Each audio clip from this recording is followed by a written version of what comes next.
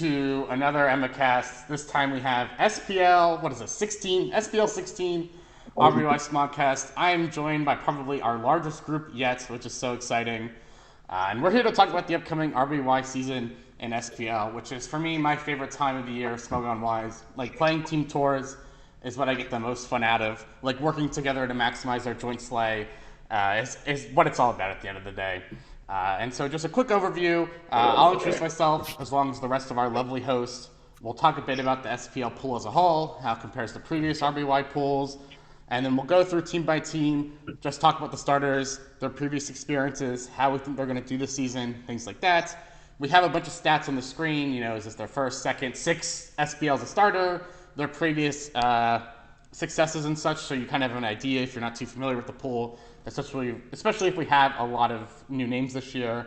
And then we'll power rank them. And so hopefully the goal of this is just to give a primer to this SPL season. So I'll start with an introduction of myself, and then we'll go through the others. I'm Emma. I am supporting Nicole on the Indy Scooters this year. I didn't remember what team I was on. Jeez. I think this is my 4th SPL and RBY, all supported from the bench. I've only played like 3 games over 4 seasons, but it's okay. Don't worry about it. I did not play last year, but I played in SPLs 13, 14, and 15, again on support on a bunch of different kids. And I'm so excited to be back in SPL after sitting out last year. I was too busy watching movies, but I'm back. And let me pass it along to our captain, who's very glad he could join us. It's you, Genesis. Yeah, come on. Oh, I'm the captain? The manager. No, what you meant by that. I'm Genesis7. I'm the manager of the Circus Maximus Tigers. And this is my 6th SPL, my 3rd one managing. And yeah, I'm managing Laroxel in RBY this year. And I'll pass it on to LNumbers. Well, I'm LNumbers, and I played for the Dragon Spiral Tyrants this year. This is my 3rd SPL overall and my 2nd SPL as an RBY starter. And I've taken a quick break since my last SPL and just came back a couple of months ago and played RBY field. And I'm going to pass it over to SaDiSTiCNarwhal. Hello, SaDiSTiCNarwhal. I've been playing RBY since 2017. I played SPL 12. Didn't go so well. The record's up there on the screen, but we're back. I'm gonna try and do better this time. Don't worry about it. Mr. Sceptross? Okay, so I'm Sceptross. It's gonna be my 4th SPL. 3rd and a half if we want to be pedantic. I was thinking about that. I'm playing on the Cryonicles after being retained. And yeah, I'm really looking forward to this season. I think it'll be a really fun one. So, Serpi. Yeah, I'm Serpi. I had my first SPL 5 years ago, apparently, at this point. And I haven't missed a single one since then. Yeah, I've been a starter every time, been doing pretty well. And this time I got glazed a lot, I guess. It's been pretty expensive, especially since Sceptross over here has been retained for cheap. So, yeah, let's see. Yeah, But doing yeah, a pretty lot well. of people are expecting me to do well. So, let's see. Doing pretty well is a bit of an understatement, which is really funny. The humble German king, we love it. But we'll move on to just an overall primer of how we think of the season as a whole. I'll scroll up a bit so we can see all the starters on the screen, as well as their supports and their prices. Surely this all fits. But to me, as someone especially, I didn't play in last SPL, or not gonna lie, paid too much attention. But at least compared to the previous SPLs I played in, especially like SPLs 14 and 15, it is a very transitional pool, is a word Amaranth used, and I think that's really helpful to describe it. Like, there is no more Troller, there is no more random ABR, there is no more Amaranth, there is no Felix. Like, there's only really Serpi, who has been consistently dominant over the past few years, that is still playing in this tournament. We got a lot of new faces, like Narwhal played in an SPL, a while ago, but hasn't played too much. I think this is Lara Axel's first as a starter. This is C-Town's first SPL as a whole. Same with Girl See Ghost and B or something. Isa only the 2nd SPL starting. So it seems very new, which I mean is very interesting. Like, we got a lot of new people to talk about. Like, introductions wise, I was getting tired about running about the same few people. So what do you guys think about this pool as a whole? Anyone, feel free to start. I mean, not all at once, but geez. Yeah, I mean, of course, it's like kind of a change of the seasons. A lot of new people, a lot of scene phases didn't sign up. Spies did sign up but didn't get bought, which is a bit sad. But yeah, kind of exciting as well. So it is definitely a very big chance for a lot of these new players to. I mean, not there. Many of them are not that new, but it's still a big chance to be bought at SPL for them, and yeah, they can really show what they're made of on the big stage. Like even if you're someone like Girlsy Goes, I don't know, playing against C-Town, like of course there's a matchup that you see a lot in Circuit or an RBYPL or something, but it's still different when you have an SPL. Like it's sure your opponent is C-Town, but like you have a week of prep with people who actually really care about the result, and then you load in like that SPL mode gets turned on, and like there's like at least 100 people watching. It's completely different still. So I think it's really exciting.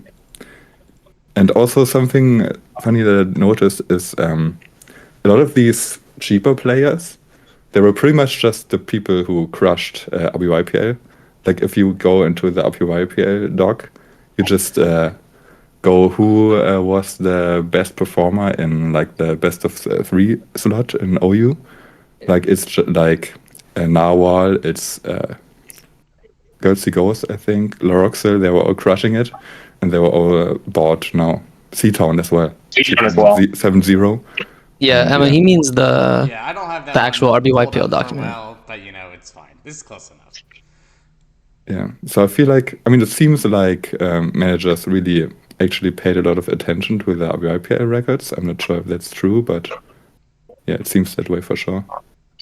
Yeah, I mean, there wasn't really much to go did. off because Felix didn't sign up, Emeram didn't sign up. It was kind of apparent at some point, especially after the deadline, where we knew for sure that Chua wasn't also signing up, Kaz wasn't signing up, that some of the less proven players are going to be bought. So managers kind of had to take a look at recent RBY results to just know who to pick, really. So to me, it made sense that they took a look at RBYPL. Yeah, they definitely looked at they definitely looked at RBYPL. Obviously, the Cryonicals didn't for obvious reasons. But I know from the backstage that they definitely paid attention to RBYPL with a pool. So like with the pool of like quote unquote known players for managers who don't pay too much attention to RBY, very depleted. Most of them just resorted to talking to other top players or known top players, and the tournament they paid most attention to was RBYPL and Invitational, from the feedback I got here and there. And when you look at things from that perspective, the players elected to for us to see in this sort of transition year, because that's what this is. If we look at it, it looks very much like a change of generation in RBY akin to what we've seen before. We can see that, we can see that considering the tournaments they looked at, this is a pool you end up with, and it ends up being what makes sense. Yeah, it reminds me a bit of like Chuva's first SPL. Like he came out of nowhere in SPL 13. I think he was definitely relatively unknown. Like he was doing really well in the ladder and the circuits, but I think the greater like Smogcast community was like, who the fuck is this guy? And then he won like 8 games, right? And I think we have a really great opportunity for like a lot of similar new players to finally get their spot on the big stage and completely explode. And then, you know, maybe by next year we're talking about how B or something is an obvious retain for like 13K and how they're kind of become the new de facto guys who are playing in every single SPL, etc., things like that. So I'm, you know, really excited to get to see a lot of new players, prep for a lot of new players. It's always a lot of fun. Anybody else have anything on the overall pool before we want to transition to talking about Narwhal and the Ruiners? Even if the pool is weaker than past years, I think the relative skill between players is a lot closer, and that may be actually more interesting than That's a good point, yeah. having some 3K fill-ins going against Heroic Troller every week. Yeah, like me 2 years ago. Jeez. Yeah, I don't know. I feel like the relative skill in this pool is lower than past years. I think there is a big divide between the top players and some of the bottom players. And I don't necessarily think the ones at the bottom for 3K are going to end up at the bottom. But the one thing I would say is that I think it is really surprising Spies didn't get bought for this in particular. And I think it is just because he didn't do too much of note in RBY outside of SPL. No huge finishes or anything, but that I think is the one surprising snub in RBY this year. I mean, it's got to be the SPL records, right? I mean, SPL managers just Yeah. really don't like when you have a bad SPL season in the past, even if it was a long time ago. Yeah, and he did get Well- sold back a couple years ago, so I think there's Yeah, Oh, I think that too. that's Yeah. that. I was gonna say that's the big thing in my opinion. But skill-wise, I think he should have been here. Yeah, for sure. Overall, I mean, I don't think it's an enormous snub or anything. I think everybody who got picked in the top 10 has a chance to beat Spies on, a best of 3 for sure. So it'll be interesting. Anyone else? Get your thought outs before we move on. Yeah. I mean, I wasn't sure if I was gonna say this now or when it comes to him, but like, it was also, I think it's the first time that the Rising Stars winner actually got into yeah. SPL, right? Emerald's Oh. Legacy. LNumbers, LNumeros over here. Yeah. Oh yeah. I mean, it was basically the only thing I could still play outside of RBYPL because I only came back after RBY Cup and all seasonals have kind of already started. But now that you mention it, it's sort of true. I mean, I didn't even know Rising Stars because when I played my last SPL, this wasn't even a thing yet. I think this was just a year after. I think C-Town won the first thing. I'm not sure. Yeah. And he also didn't That's get what in. That's what I was going to mention. Interestingly enough, we finally see the first winner of Rising Stars getting into SPL. Vindicated. I've seen people putting a lot more respect on, the RBY Forum Team Tours, like RBY Premier League, like we were saying, Rising Stars, I mean the circuit as well, finally. Very exciting. Thank you for bringing that up. That's so funny. But I think then we can transition on to talking about each individual team. Obviously, we'll put a big focus on the starter, but we'll also try to take into account, what support they have, things like that. Which brings us to our first team, alphabetically, which is the Alpha Runers, who SaDiSTiCNarwhal will be starting in a second SPL. You can see a summary of his stats on the screen. Played in one previously, didn't do too hot, but that's okay. But has been a consistent force invitational over the past couple of years, has absolutely killed it in RBY Premier League and especially RBY World Cup on US Northeast. A lot of circuit success, Global Championship and Winter Seasonal as well. And he finally makes his return to the big stage after I wrote about this same narrative for like 3 years in a row across Invitational. So I'm so excited to welcome you back and see how you're going to do. Thank you. Yeah, welcome back. I think you've been playing well. It's always like, there are, at any given moment, there are like so many people where okay, they have the potential, but many don't really live up to it. But yeah, you've been doing well again, and I think that's nice.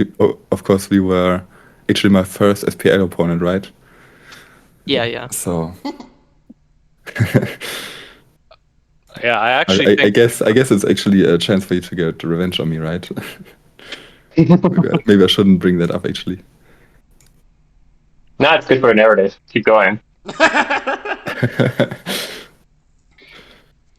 Yeah, I think Narwhal and C-Town are going to be the two most interesting to watch because they're two pretty veteran players at this point. Like Narwhal, your first SPL was in 2020, right?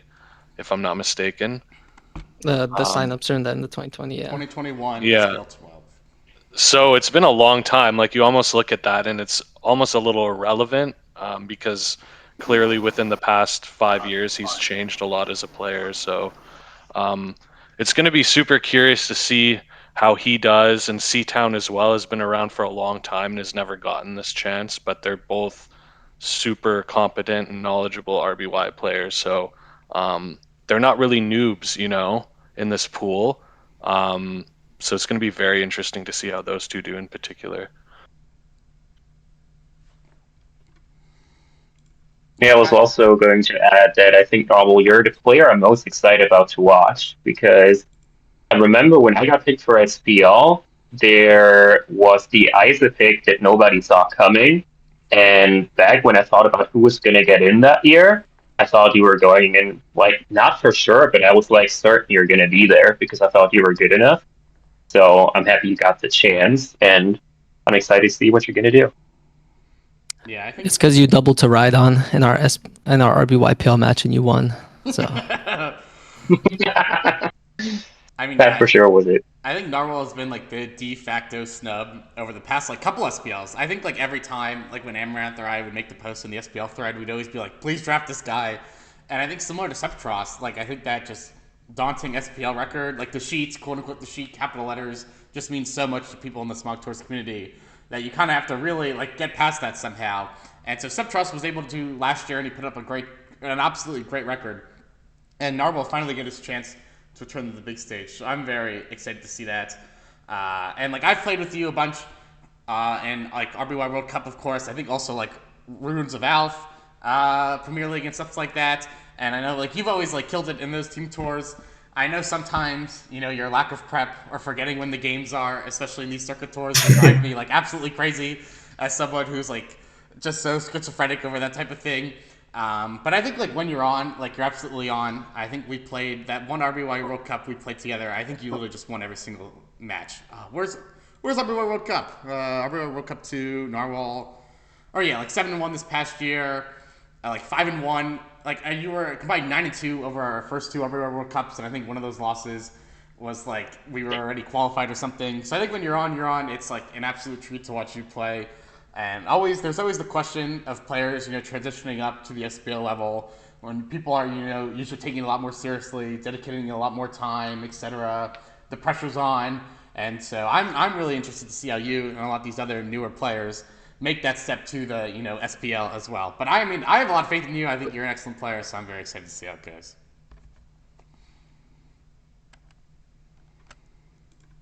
Who is supporting Narwhal this season? Can you scroll up a bit? Oh, it's the GOAT, Prince! Did not delete his sign up this year. I mean, he's at SPL. I think he's starting ADV, but he'll be around to help out as well. Yeah, not sure how much Prince is going to help there, to be honest, because last SPL his teams were a little old school, but I mean, he'll be a good testing buddy. He's obviously a super good player, so. He also seemed to be a little bit checked out from RBY during this year after SPL. So I'm not sure how motivated he will be, and I'm sure Naro will not be the one telling us how motivated he will be, since he wants that information for himself. But yeah, if Prince decides to help Naro, it will definitely be a really good addition for him and really good prep buddy. As to add to what has already been said, well, obviously, I've always felt like Narwhal was very similar to me in the regard that when it came to SPL, both of us had that not so stellar first season, and I always looked at him a little bit like as a bit of similar to me in that regard. Like we were both like the two RBYers who had a lot of like widespread acclaim, but when it came to SPL, there was the capital cheat setting us back and not letting us get back into this tournament. And I'm really glad to see Narwhal finally get his chance in this similar vein. I got mine last year, and I really hope that you do well, Narwhal, because that will be like both of us finally being able to put that nonsense season that both of us had in our debut aside and be able to like finally show the whole of Smogan what we're capable of. Yeah, you get one. Thanks for the support, guys. Anything else about our boy, Sick Yeah, avatar for the Ruiners, by the way. Sorry, just had to mention that. I like quick bit. I mean, I guess the question I Playing wanna, week 1. I guess the question I want to ask everyone in here, but I mean, for now, just Narwhal is like, is there anything in particular you want to get out of this SPL? Like anything you want to achieve or anyone you want to beat or something? I don't think there's anyone I want to beat, but I feel like I have not followed some of the meta developments. Like, if you look at the RBY PL stats and like compare best of 5 to best of 3, I think like more executor, less chancey, and stuff Okay, like that, interesting. dropping lax. Like, I want to expand my pool of playable teams for sure. Well, let me tell you, Narwhal, I think I was top of best of 5 this year, and I never dropped Chansey, so just a tip. Flex. Maybe I'll take note. Okay, I mean, there's no way you were top best of 5. I'm over here. Yeah, that but- was definitely Serpi. That was definitely Serpi. I'm sorry. Sorry, Genesis. You did well. And- Yeah, you did well. And of course, you Serpi- beat me in invitation, so obviously what you're doing is working versus the good players as well. And Serpi only lost one best of 5 set, and that was against who? Who was it? All right, it was against me. Flex. That'd be good of you. God damn it. So I think that brings us to, we're going to try to probably group players in like tiers 1, 2, or 3, how we think they're going to do this year. Where do we want to put Narwhal and the Alpha Runers as a whole? This is gonna be like last year, where we're gonna try to put everyone in tier 2. Yeah, I do recall. I think so too. Nicole and I submitted our PRs together, and I think like we put Narwhal towards like the middle-ish. So like tier 2 sounds good to me. Unless anyone has any strong objections. Well, what are we quantifying these as? Is tier 3 like a 2 or 3 win sort of? Yeah, that's a good point. I don't really have any strong definitions. Mostly just vibes, I'd say. Like we can also like if we can put Narwhal in tier 2 now, and then we realize that like everybody's in tier 2, then we can split it up later. But if it sounds good, we can leave him in tier 2 for now, and then make adjustments if necessary. Yeah, that sounds good. Aye, sounds good. Unbolt this. And then we'll move on to our next team alphabetically. And if I can scroll up, that is Laraxel of the Circus Maximus Tigers. He is supported by his manager, Genesis7, who is, of course, on the call. And this is his first SPL as an RBY starter. I know 2 years ago he was on the bigs with Nails and I. He got in 1 game, but that was it. So this is his first full-time starter. First full-time SPL as a starter. I think pretty similarly, a lot of people have wanted to see him start in the past. I mean, he was coming off a circuit championship, I think, going into last SPL. I think he played, but on an RBY. Obviously, his first invitational, he did really, really well. Finished 3rd, won a lot of money. But again, like another, pseudo first comer to SPL. I'm very excited to see how he goes in his sick-ass avatar. Anyone have any thoughts on our Italian friend?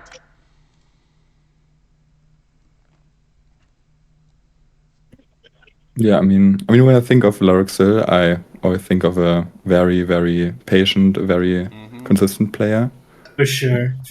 Maybe even some like defensive or passive comes to mind, because yeah, I mean, he definitely has the profile to be very consistent. He kind of has that Italian stoicism and a lot of ride-ons, which is always good. But yeah, he definitely, players like that definitely have that.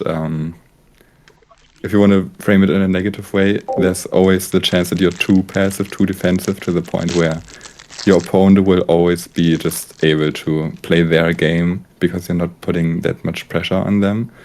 And so, especially when you have some of these newer players like Beer or something and people like that who really are in that comfort zone of putting the pressure on and running more aggressive teams, I think there's a chance that you're making it too easy for people like that to put the pressure on you. But again, like if your defense is played well enough, you're still gonna do well. But you're really gonna have to be very accurate, I think, with a defensive playstyle like that to do well in a SPL pool. Yeah, my thoughts are basically exactly the same as Serpi. I have the exact same impression of Laroxel as a player. For me, Laroxel's name has become like no, like I know him as like that player who I go watch a game and I know there's a very high chance that game is going to more than 100 turns. I've seen this happen. That's like the way I can describe Laroxel as a like Laroxel's unique thing as a player. He's probably the RBYer that drags games the most. Like if we were to compute the average turns of each player, I am fairly confident Laroxel's would be the highest. So yeah, Let's get I think Volk that's. in here.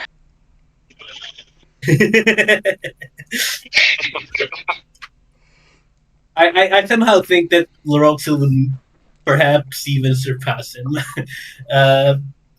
That's just because I have that exact same impression of him. Really, I don't know if anyone else wants to add or has a different impression. No, I think we're hitting the nail on the head. Like I think for Narwhal, like I think he's someone who plays a lot quicker. Could be referred to as a clicker by some. And then you have the other end of the spectrum, like Lara Axel. I agree. I remember like I scheduled a set with him, and like I had to leave after like an hour and a half, and like we were approaching like 1 hour and 20 minutes, and then I had to like delay my plans. Like I'm sorry, I have to keep playing this stupid video game. So I completely agree with what you guys are saying. Like he's gonna use this timer. And he reminds me a lot of playing with Nails. Like Nails is someone who historically goes down to 5 seconds consistently in every single tournament that he plays in. But I agree with Serpi's point. I think they can definitely be vulnerable to some of the more aggressive players in the pool, which I like to refer to as like the Gen Z Zoomer like aggressiveness. Like I know, especially when we were like Chuva, I think is a really great example of this. I think Chuva is like an extremely aggressive player who doesn't like giving up momentum. And those type of players would kill Nails. Like when he was playing SPL, like Chuba would just call out like his very safe, minimally punishable play and just get him every single time. And like that's like something similar that could go into playing against Lara Axel. But to his credit, there is no Chuva and there is no Felix, who are two of the more aggressive players in previous years. But I completely agree with what you were saying. And I think it's really interesting that the first two players we're talking about are kind of on more opposite sets of the spectrum in their play styles.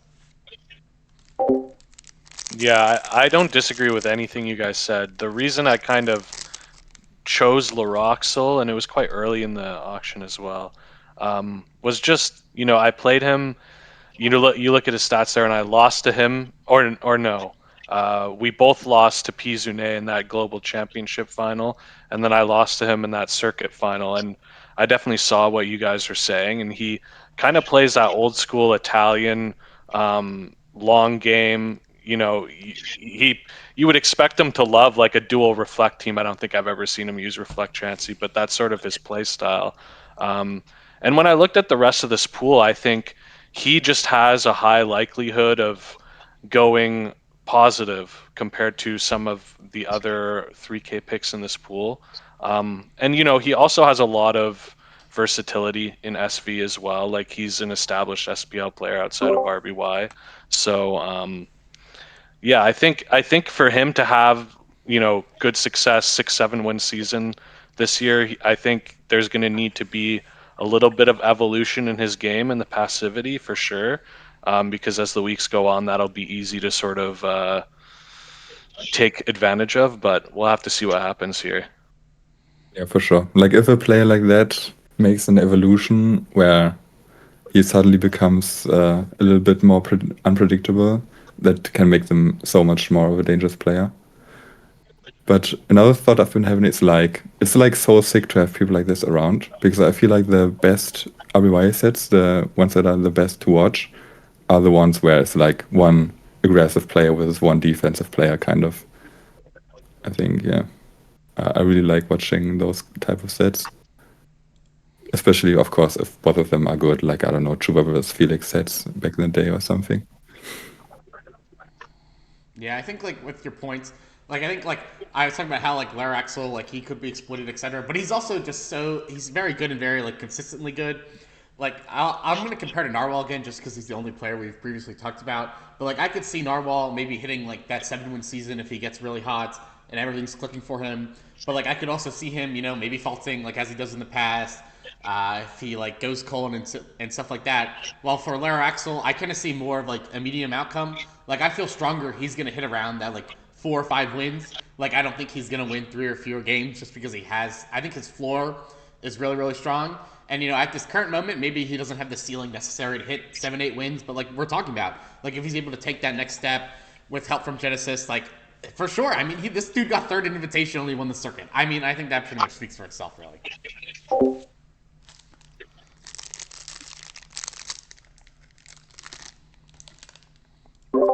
Anything else about our Italian friend, or are we ready to put him into a tier? He's actually the only Italian player this year, right? Yeah. Oh wow, that's crazy. Yeah, you're right. Didn't think of that. No Amaranth, no Road Stroller. Yeah, the only one. We got a lot of USA representation. Yeah, Woohoo! a lot of USA. Eagle emoji. God damn it. Oh, good.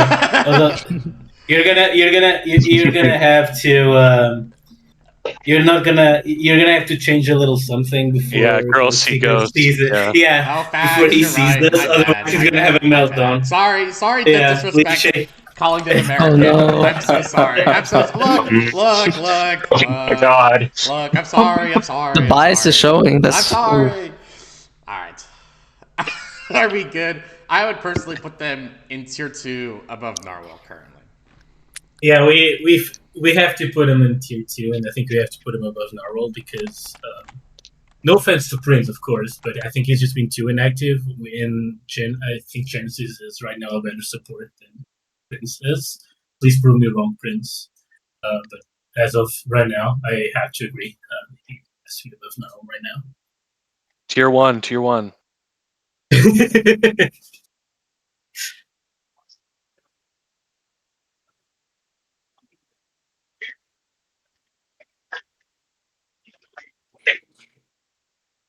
Damn, that was really half-hearted. Do you even believe in a player? I mean, I can say I put him in my PR, but based on the tier 1, tier 2, I mean, I don't know. I've played against him a couple times, I think, but I haven't really watched a lot of his games. So I don't know if tier 1 or tier 2 is better. I think he's going to destroy Serpi this year. It's not even going to be close. Bold words to 600 turns say, total. Genesis. And I have lost to him last year. I don't know where, but I think I've lost to Laruxa. But yeah, tier 2 seems correct objectively. Also, I just want to point out, Chuva playing aggressively gets described as aggressively. Narwhal playing aggressively gets described as being a clicker. That's crazy, no? Anyone pick that up? It makes you think. I like to call it tempo. Society is so fucked up. Anyway, G-Town 6. Yeah, I think C-Town is either going to be a 6-win player this year or like a 2-win player this year. I don't think there's like a middle ground for him. And I think it's going to depend on motivation because M-Dragon actually I think is going to be an underrated support for him. M-Dragon has some weird ideas in RBY, but I actually think they fit what C-Town likes to play perfectly. So I think that's a major boost to his potential here. But yeah, C-Town it just is not like, obviously he had an amazing RBY PL. He went 7-0, but has just not been as active in RBY as some of the other people on this list. Hasn't had the highs, like the ceiling hasn't like I think this RBY PL is kind of maybe the biggest tour that I've seen from him so far in his career, which obviously is really opportune for him. And he has a ton of momentum going into this, so it's going to be interesting. This is hard to predict where C-Town is going to end up here. Yeah, just for a bit of history, in like 2022 and 2023, he was one of the most consistent circuit performers. Like, I think he finished at worst 4th across 4 seasonals, back-to-back circuit appearances, top half of Invitational. He won Rising Stars. But like since then, in 2024, he really didn't do anything at all besides playing Invitational, and he didn't do too hot or anything. And in 2025, before RBY Premier League, he wasn't doing anything at all. But then he went 7-0 in best of 3. I just wanted to provide some context there, but everything you're saying is completely correct.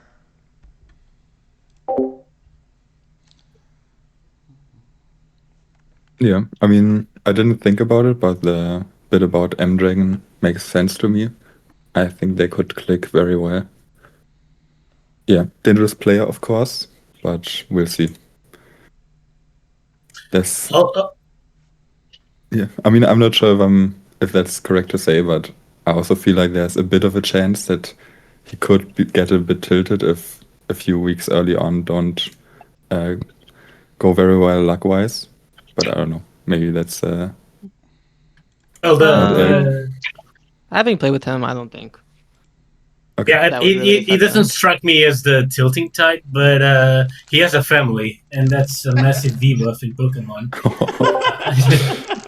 He has a wife and a child, so that could prove troublesome for our friend C-Town. I don't think he's going to tilt. He's a very mature person.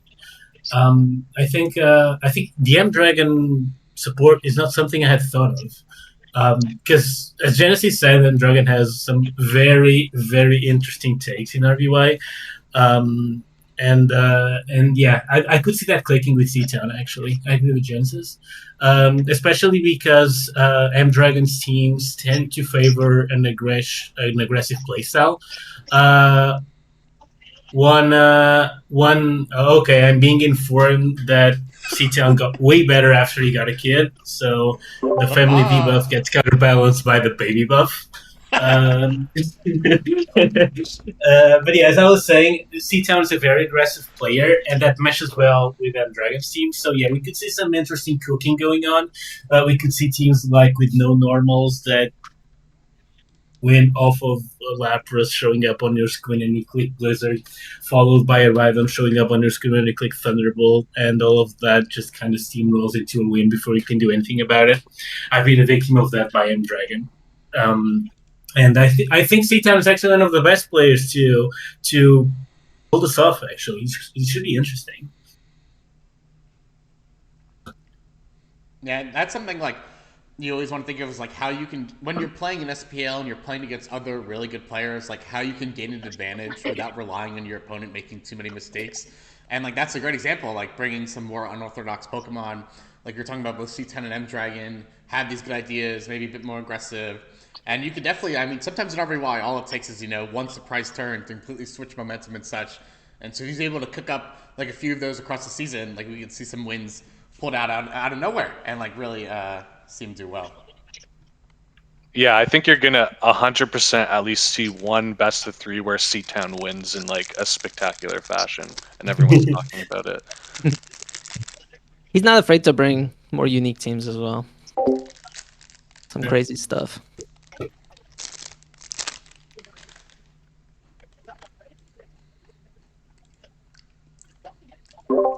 I do think it's a little notable just looking at the Classies too. Like, there's a 0% chance they ever move M-Dragon to RBY. So there's just, like, other than London Beats, I guess, who plays RBY. Oh, yeah. There's kind of no backup option. So he's going to be in it for 9 weeks. So, this is a season where you hope that if you're on the Classiest, you hope that he can get it going early, or this might be a little bit of a drag for him if it starts out bad. I actually think London Beats is one of the most underrated RBYers in the pool, and he's especially good against top-end pool players. So honestly, Emma, I completely forgot he was on the Classics. I think you should add him to support. I'll add him. He's very, very underrated. Both me and Amaranth are very high on him, judging by how both of them were really into the idea of drafting him in RBYPL. Unfortunately, he had a really, really rough season. I don't think he deserved his record by any means. He went negative. I'm not sure how negative, but yeah, he went 2-6. But that record is a big, big lie. He played much better than that record entails. He's 100% a great player. Like, I had him in SPL. One of the years that we made finals, I don't know anymore, and he was a terrific sub for us in Aura. So he's a great player, but yeah, I don't know in this pool how many wins he'd pull off, but he'll definitely be a good testing partner. It's definitely worth mentioning that he's there.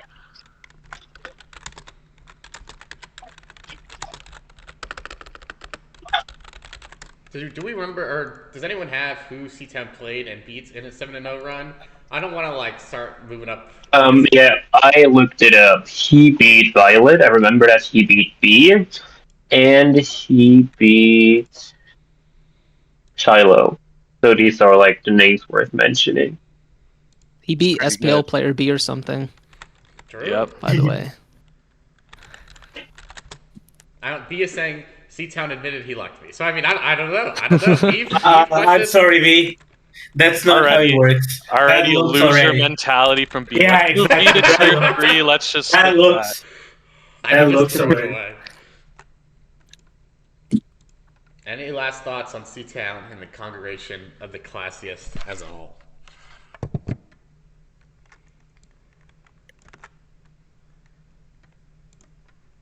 All right, where do we want to put him? Tier 2 I mean, for sure. yeah, I don't think we can put him lower than that after the 7-0 run. Yeah, ceiling's too high to be in tier 3, I think. Avarice. All right, I thank you for whoever linked the slide, linked the sheet. But I'll just quickly go over 7-0. Avarice, Vileman, the Stoop, B, Roses, Violet River, and Spoiled Bears. So yeah, like that's Vileman played an That's invitational. good. That is an SPL. Yeah, B's that's starting. very good.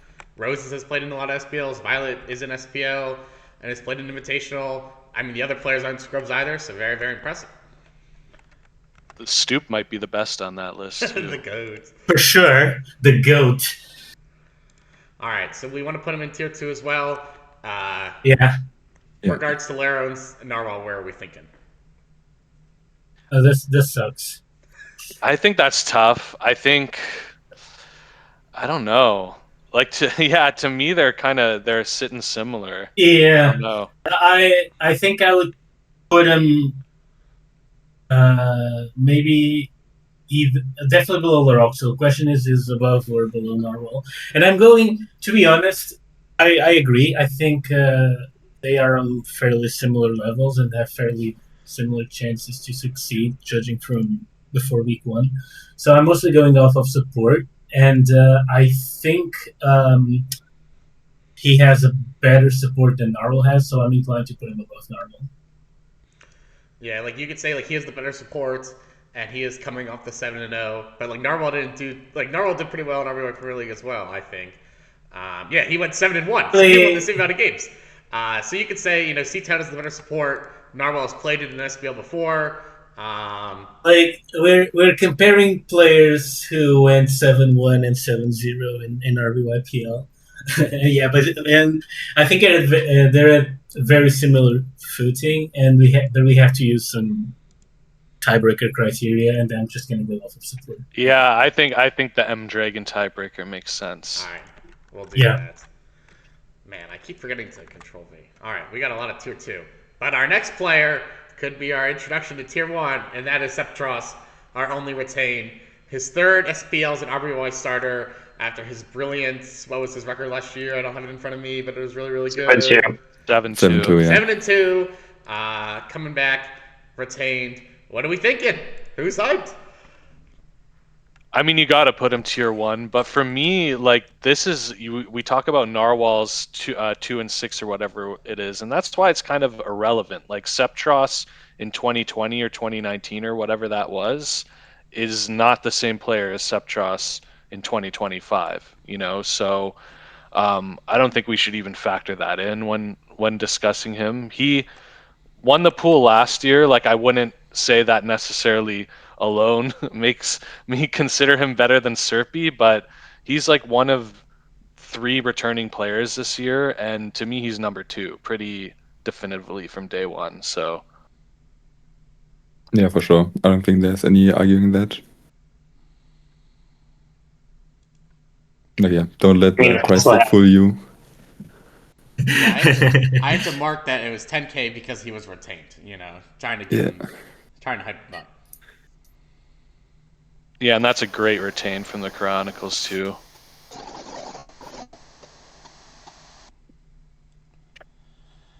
Any insights to, we talked a lot about previous playstyles. Any insights to how we think, Sceptross might approach the season? I don't know if he wants to talk about it himself, but... Oh, no, I'm waiting for the others to talk about myself. Yeah. Yeah. Yeah, I mean, to me, Sceptross is definitely like I think the best kind of player is someone who can play defensively, reactively, and so on consistently, but who also made the jump to actually go beyond that and also be unpredictable, and who also can put on the gas when they feel that their opponent is playing too defensively. And so, yeah, I think Sceptross is that kind of player, and I think it's pretty much the definition of a tier 1 player, pretty much. Like someone who maybe, like, maybe if you're scouting replays, you will see here and there, oh, he's playing so defensively, I could abuse that. But then in another replay, you think you know him, but yeah, or even in the game itself, you think you know him, but you just get completely cooked. Like I definitely got like both in RBYPL and also, I mean, maybe not as much in SPL, but yeah, it's the kind of defensive player who can also outplay you to shits. So definitely tier 1. So Yeah. we won't have to discuss that much this time where to put him, I guess. Yeah, we Yeah, spent a lot of time, so maybe this can be a quicker one. Like he's Sceptross, and I feel like especially the people watching who are watching because they don't know too much about the pool, like I'm sure they know who this guy is. I mean, he went 7-2 last year. I will say one negative on 7-2. Sceptross. Go ahead. Yeah, I just wanted to add, it's not just the 7-2. I mean, I've teamed up with him for RBYPL, and I've played him in a lot of test games, and I've also seen him play like in the BL5s, and he's definitely ready. You can see it in his plays. He knows exactly when to make an aggressive play and when not to. And to me, he's one of the most dangerous, if not the most dangerous player out there, because he also has like a definitive style, so he likes to repeat things he likes, but he's very well aware of that. So there's potentially might change it up because he can pilot just about anything.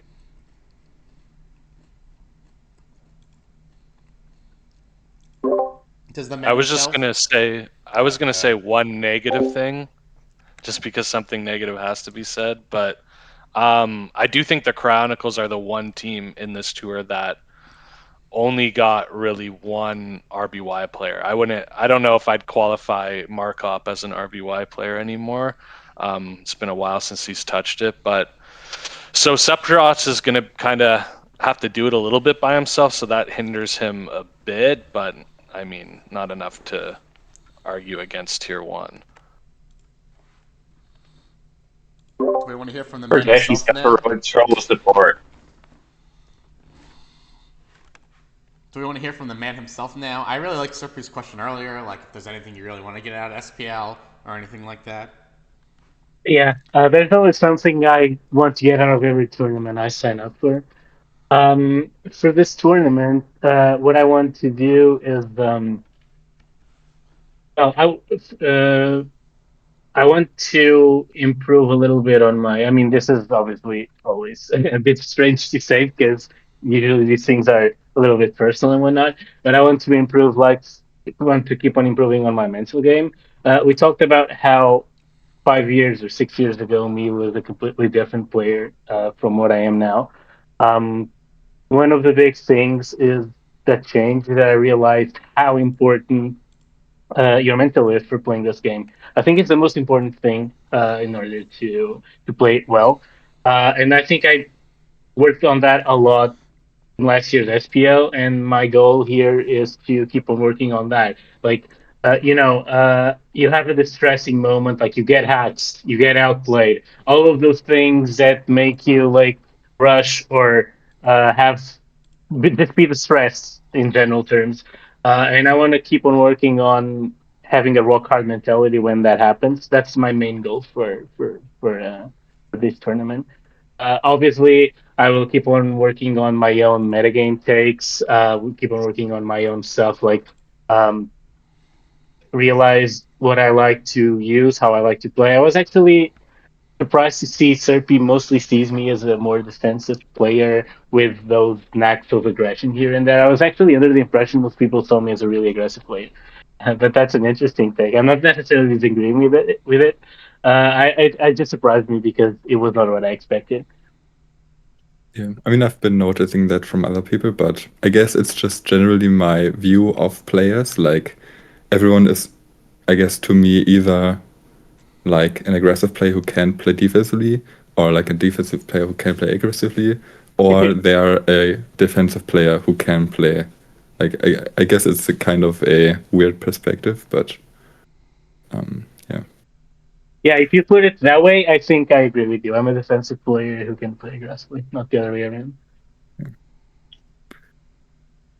I mean, it's always a matter of perspective, right? I mean, any Yeah. defensive player who can play aggressively, you could also look at them and say, oh, that's an aggressive player who can play defensively. So yeah, I guess not really a lot of value to be taken out of that, probably. All right, that was very insightful. I mean, especially from someone who's like playing in these high-level tournaments. I think especially helpful to people maybe trying to break into the scene, because like I think you're right. Like that jump to SPL, as we've discussed, is very challenging, and I think the mental game is maybe something that isn't talked about every year, but is something that is absolutely critical to how your season goes. So I appreciate the insights very much there. And unless anybody else has any more insights, I don't think we have to debate too much what tier our boys going in. Congratulations. First tier 1, baby. Go Portugal. Hell yeah. Hell yeah. And with that, we'll move on to another player we haven't called, LNumbers on the Dragon Spiral Tyrants. This is his second SPL as an RBY starter after playing, I believe, SPL 14. Won, notably, this year's Rising Stars. Previously, he's been in RBY Cup. What do we think of LNumbers this year?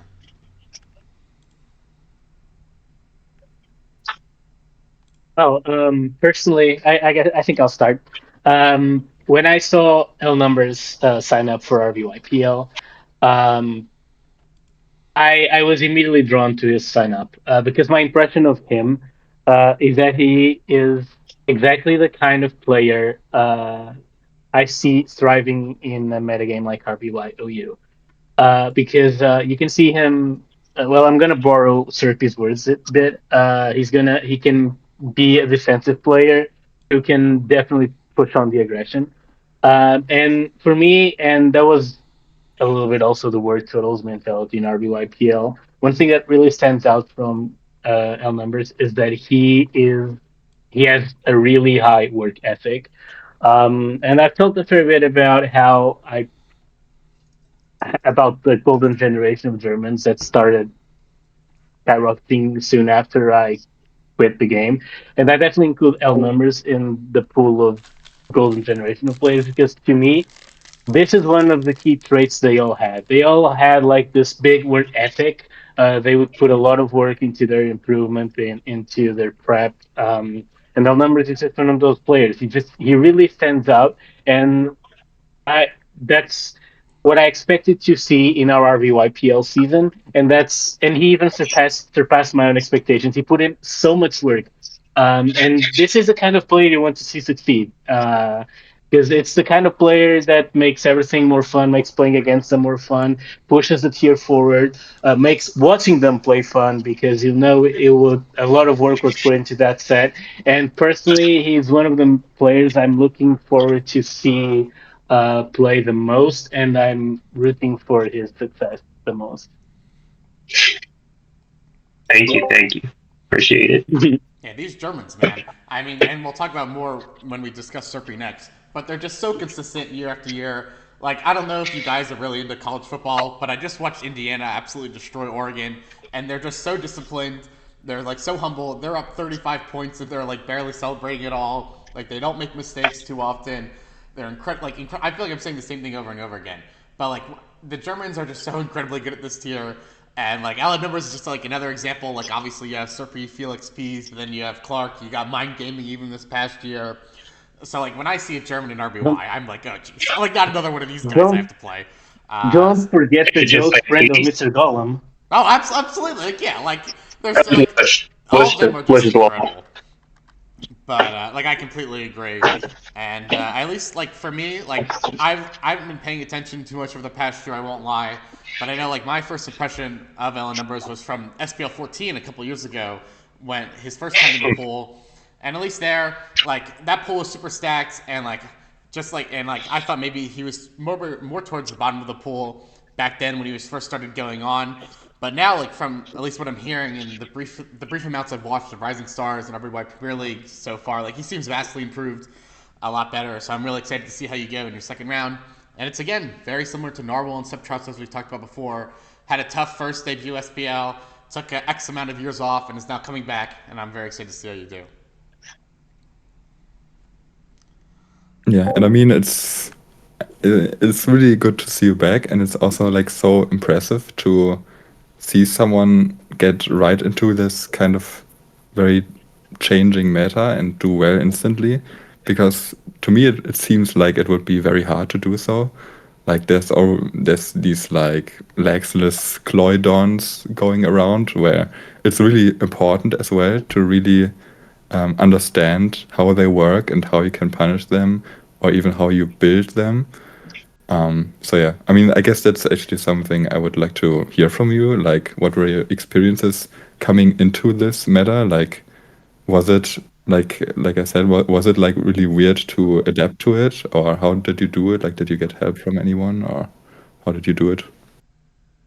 I mean, I watched a lot of replays, and I could immediately see that boom lags is a thing now. Back in my SPL, ref boom wasn't really used much, at least not to my knowledge. I think that just came the SPL after with like ADR joining the pool. I think that's when this had really popped off. And also, just like you mentioned, Koidon back in the day wasn't really a thing. Dropping Chansey wasn't really a thing. I mean, you always had the three normals, and also dropping last was also never really a consideration. So once I saw that, I tried to build that myself and also ladder with it, play test with it to see how I'm doing. Admittedly, when I think I first used it versus London, it didn't go so well. But later down the line, it went well because I just kind of got a feeling for how you use these teams, when you use these teams, and what they kind of do well. But I feel like now RBY has gotten like a lot better because I feel like some of the most like more solid center teams with like Chansey, Snorlax, Taurus, and then you pick your elite and your two other backmons, they get abused by some of these more, I would say, experimental teams. So one thing I definitely did, and I think I did that at the end of Rising Stars, was like branching out more, just to see, okay, if I draw, for example, like two normals, what will I be weak against and how do I have to play it? So maybe I'm going to do that again, maybe not. I guess that's what we're going to see, but I definitely am considering it. Fantastic insight. Thank you. I also wanted to bring up one, the Tyrants are managed by ABR, who's like obviously ABR. There's also Solwyn on the team, Blazing Dark. So this is probably the best supported RBY team in the pool. They could also switch in Blazing Dark if something were to go horribly wrong as well. So I think that's something to note of. And then I also wanted to note, correct me if I'm wrong, but I know you've had some really strong success in previous official team tours. I think there was like an 8-1 in like Sword and Shield UU before this, or the team tournament before you played in your first SPL. So you've shown a lot of really high tier success on the biggest stages. So I just wanted to mention those two things as well. Yeah, your most of your official tournament career was actually played in FS, which is interesting. It's a contrast from the rest of the pool, really. I think it was 7-2. You went in that SCL, right, before you played SPL. Yeah, it was an 8-2.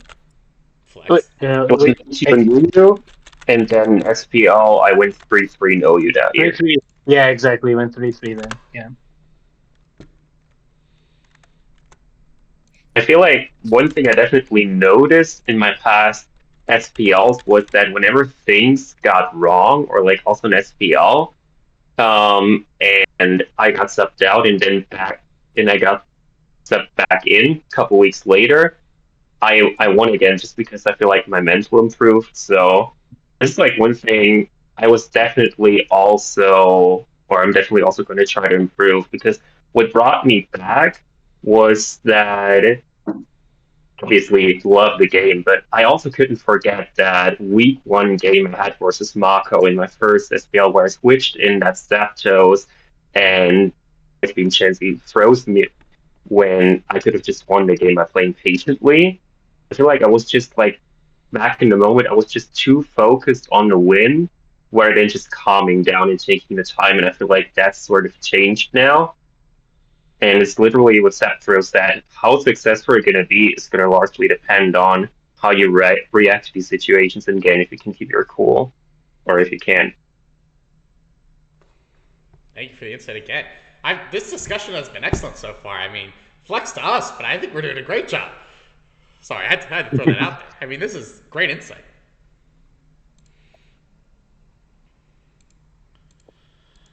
Anyone else have anything on the Tyrants? I think like the ABR Solon factor is like insane. Like I'm sure ABR is going to be super tryhard. I mean, this is SPL. He was such a big part of our RBY World Cup win that one year. Obviously, he's played RBY and SPL. So I'm really, really excited to see what the two of you guys are going to cook up this year. Yeah, that's the only thing I was gonna say. The ABR influence, because we played with him on World Cup, and he turbo tryharded that. He'd be in the kitchen, he cooking. He might be overcooking, but if Clark wants to bring new Definitely stuff, then ABR got it, bro. Yeah, always a blessing, the ABR support. Yeah, and also like when we're gonna talk about the tiers in a second, like a big factor there for me is that, I mean, you didn't just come back and like loaded some old ass teams and just played well with them, right? You actually, like you said, you tried to build those new teams yourself, and Yeah. also found success with them. And so I think that's a really important factor when going into this SPL, because you can't just ignore these things. And yeah, I mean, if you've been picking up those things and finding success with them in such a short time, I guess even whatever ABR is cooking up, like from what I hear, I guess you're not going to be too scared of trying out some insane cookery from him, whatever that may be. If I deem it worthy, sure. Yeah.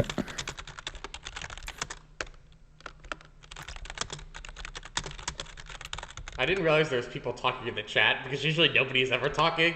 So just an FYI. Yeah, I'll be looking at it. I've been trying to answer here and there when I have something to say. For instance, when PHV showed his T-shirt and his sweater from the Cryonicles, obviously I had to answer that, right? No, but in the Twitch chat as well. Nothing too interesting. So Snagga said the narwhal glaze is making my stomach upset. Ridiculous. I think it's because it was the first name brought up, so we didn't know what to do, so we just glazed him like crazy, everyone. So. Hey, Ted. I don't know how to pronounce your name. I'm sorry. My bad. They didn't like that. I mean, that's funny though. LNumbers, that's math ball knowledge, the logarithms. Funny thing about C-Town is he grinded for years, never made it, stopped grinding, played RBY Premier League for fun, gets drafted from, I can't even pronounce, Actial Dentohide. I mean, as a scientist, I feel embarrassing, but our boy Actial said that. I'm just trying to catch up on this. Sports mention for real. Okay, I think that's pretty much it. Sorry, I did not realize people were in the chat. But we can rank Clark and the Tyrants. Where are we thinking? Maybe another tier 2? Hell yeah. Well, are we gonna put anyone in tier 3? I know, we might. I don't think so. Rethink this. I'm gonna be honest. Let's make this the kind cast. Let's eliminate tier 3. Yeah, I agree. Tier 3. All right, we'll put him in tier 2.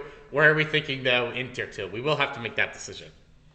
Honestly, I'll be a little mean, not too mean. I do think the ceiling hasn't quite in RBY the ceiling hasn't quite been shown for LNumbers compared to Narwhal and C-Town, so I would put him under them. I think that's fair for sure. I guess that's fair. Yeah, I mean he just came back. I'll go ahead. I'll go ahead and say though that I think all 4 of them are very similar in potential, but I may be a little bit biased because I worked with Clark for a whole RBY PL season. We can put him towards the bottom. I mean, we could always reshuffle this, but I think like what we had mentioned at the beginning of the show, like maybe the top tier talent isn't there, but I think the relative skill level between all these players is really really close, which would make for a really exciting season. Yeah, that would be good. Yeah. There is like the ABR factor as well, but well, we can. I think he has to be tier 2. Apart from that, I'm not too pressed on where to place him personally. We can put him. We'll put him at the bottom. I mean, I know he has really, really great SPL support, which we use as a tiebreaker for C-Town and Narwhal. But Narwhal has been, consistently over the past, a lot of years, been really, really good at RBY.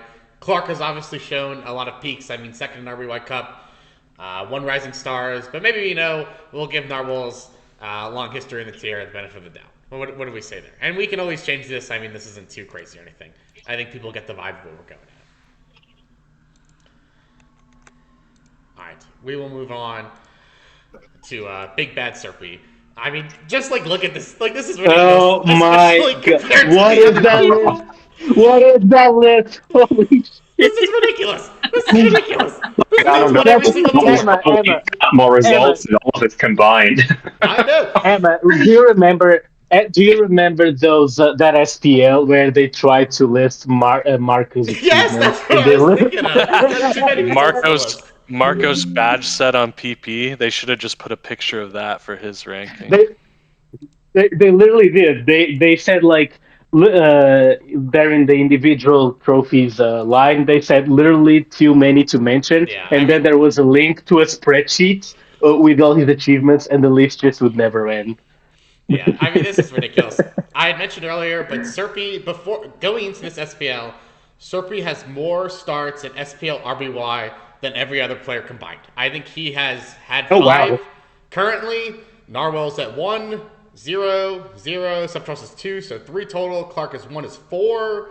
Nicole is 1 is 5. 0, 0, 1, so 6. Okay, maybe it's close enough. But basically, Serpi has more experience than the rest of the pool combined. I think that's fair enough. Jesus Christ. Yeah, I would be completely shocked if Serpi had less than 6 wins in this. And, the price tag goes with that, so. Serpi over the last 3 SPLs, 8-3, 6-3, 6-3. And I would say all of those polls were probably stronger than this one. So yeah, I think, you're looking at minimum 6 wins. I mean, probably even 7 or more, depending on if they go to playoffs or not. I mean, this guy's crazy. I mean, I feel like we don't even really have to explain too much. Everyone in the RBY and Smogcast community knows this guy and how good he is. I mean, it's just he's been on an insane run over the last 3 years in SPL, and I mean, going 5-4 in your first 2 SPLs is nothing to slouch at either. Has won every single circuit tour imaginable. Farms RBY Premier League and RBY World Cup every year. Has done super well in Invitational. I mean, come on. I was actually kind of surprised that she went for less than 30K because I was trying to predict your price before the draft. And personally, as a manager in that pool, I would have gone up to 30K for you because I just feel like you're just so consistent. You're just as consistent as Fierce and GC or Conflict or even more. And I feel like, to me, I'm really excited to see what you're going to cook up this year because there's a lot of new faces. Probably less data to go off because people might change things up. And I'm just excited to see how you're going to approach all of that. If you want to share your thoughts on that, would be cool. Yeah, I mean, of course, it's nice to hear all the glaze. Thank you. But yeah, I mean, of course, personally, I can't think like that. Like, I'm definitely not going in there like, oh, these are like. I need to. These are like, it's such a weak pool. I need to win versus these, or like this is free. Like, if you go in there thinking like that, you're not gonna do well, right? Yeah, that's a terrible mindset for sure. Yeah, I mean, I really just want to get in there, try to make, try to not make too many mistakes, try to not bring too many bad teams, and then we'll see what comes out of that. I'm also like. I've been a bit spoiled now with like the best of 5s and stuff. Now it's back to the best of 3 mines. So yeah, always, of course, like we're the only best of 3 slot, so even that is a little bit spoiled, arguably. But yeah, definitely just gotta get in there, do the work first, and then after that, hopefully get a nice result. And that's what I want, obviously. Like every SPL is, to me, a chance to get a really, really nice record. Like I'm always shooting for something, there's always the illusion of like, who knows, maybe there's always a chance to go like 8-1 or whatever. Yeah, definitely it's what I shoot for. Of course, it's not super likely, but always what I try for. And let's just see how it goes. I'm not sure if there's. I guess something specific I want out of this SPL is Revenge with Sceptross, because like last SPL I was really on track. I was 6-1 before the last 2 weeks versus Sceptross and Chuva, and then I lost both of those. So definitely don't want something similar happening again. Definitely want that win with Sceptross above all else. Another incredible insight. And after the RBY PL too, like losing in playoffs is always bad after such a good season. Oh yeah, it feels terrible. Yeah, for sure. I felt so bad after losing to OT. I also feel like I'm definitely like motivated a lot by like getting people back and stuff like that. I think. Like I do keep track of like people I lose to and like, oh, have I gotten revenge for that yet? Yes or no? I do that a little bit too. Like when I I admit, like I do that a little bit too. I remember like when I came back in 2024, I think a big part of why B and Nicole stood out to me, it's because they were the first two up and comers I lost to, and I didn't lose, like they were not exactly lucky and bad. I don't really think of people as lucky and bad, but they played well. They played their sets well, and but I think like the fact I lost to them really made them stand out to me, and I'm really happy to see both of them on this stage. Two notes I wanted to make. One, since I spent a lot of time getting these stats for Invitational, I want to mention some about Serpi, just in case like somebody goes back and watches the VOD and really has no idea who this guy is. But he has 3 straight SPLs with 6+ wins, and he is now one of 3 players alongside Troller and Nails to win 20+ RBY sets across 3 SPLs. His 6 circuit tournaments, which might be more at this point because I don't know if I did this before or after Globals, was tied for the 3rd most trophies in a singular tier across Ubers, UU, NU, PU, Little Cup, Doubles, Mototype, National Decks, Anything Goes, ZU, and Draft. And then as the number 1 Nails Glazer, I think Serpi has surpassed him as the 2nd greatest RBYOU player in the Smogun era of this tour, of this tier. Like, this dude's insane. And I always feel like I don't glaze Serpi enough just because, he's so humble. But like, I just wanted to get all that out there. Just in case, we skipped a lot too, but like this dude's crazy. Like I don't know what else to say. Emma, just look at that list. You can start joining the circuit tournaments again, and I'm sure you'll face it eventually. Absolutely insane. That's a big thing about Serpi too. Like, you just play everything. That's so cool. Like, I also played everything in 2024, but in 2025 I just needed the break after like such a long grind, But no, you just keep going. That's like so cool. I am not. I just not built like that personally. Yeah, like we talked about C-Town 7-0. Like Serpi was 7-1. With notable wins, Chuva, Genesis. We thought Spies was a big sub. Blazing Dark was an SPL, an Invitational. And all like even Maris, Cake, and Ulti are very, very good. Like just insane. I don't know what else to say. Like this, he's Serpi, man. Like come on, give me a break. We have a question from Foops in the chat. Do you have a favorite player in this pool to watch, Serpi? To watch. I mean, Sceptross is the easy answer, I guess. To watch. Wait, let me pull up the list myself. I mean, I guess lately LNumbers was good to watch because he just won all the time and was nice to see. Like I know, I just have stupid answers like that. Like I mean, in general, like for sure, like Chuva is my favorite player to watch, but he's not here, the lazy bastard. So Now we're never gonna get the end of it, Serpi. Thank you. It's just gonna keep saying that for days and days now. I mean, he might know as well. Like, I definitely hold Chuva in high regard as a player. Yeah. Serpi also has the support of Mako and Larry on his team, so that's something to take note of. I mean, Mako went 7-2 in RBY a few years ago, so she's nothing to slouch at. LaRue has been invitational the last 2 years and has brought a lot of fun shit. So that's even something. Honestly, the only thing that might stop Serpi is that he's on the bigs. I mean, like that might be our only hope. Yeah, we'll hopefully see some really interesting teams week 7 and 9 for Serpi because those games might not matter. The only thing that could stop this man is the bigs curse. I mean, it might be it. I think my team is good. Like, I don't believe in curses or anything like that, so I don't buy it. I think we're a good team and we have a pretty good shot actually to win the SPL. Yeah, I mean specifically like the mental game of all the starters in this pool this year is like elites from what we're hearing. So like I'm super excited to see that as well.